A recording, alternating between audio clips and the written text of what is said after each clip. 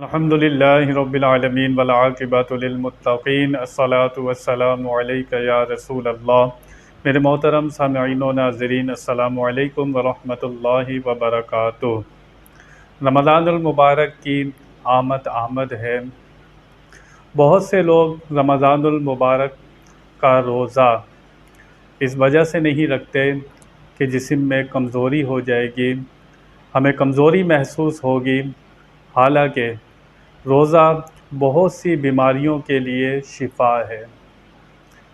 ورم آ جاتا ہے معدے کے اوپر یا پیٹ میں چربی جمع ہو جاتی ہے، فاسد مادے جمع ہو جاتے ہیں، تو یہ روزہ رکھنے کی برکت سے یہ تمام چربیاں زائل ہو جاتی ہیں۔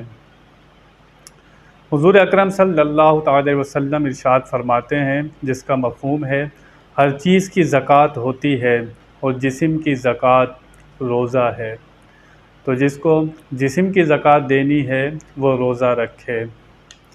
میرے آقا صلی اللہ تعالی وسلم ارشاد فرماتے ہیں، ہر نیک کام کا بدلہ 10 سے 700 گنا یا اس سے زیادہ ہوتا ہے، لیکن سوائے روزے کے اس کا اجر نہیں بتایا گیا، یہ بتایا گیا کہ اس کا بدلہ میں ہوں، یعنی کہ روزے دار کو اللہ تعالیٰ کا دیدار ہوگا۔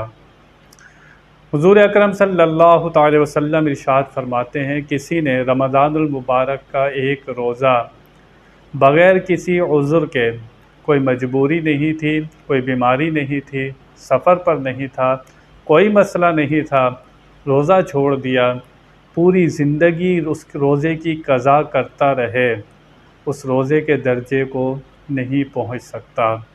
اللہ تعالیٰ سے دعا ہے کہ وہ ہمیں روزے رکھنے کی توفیق عطا فرمائے۔ وآخر دعوانا ان الحمد للہ رب العالمین۔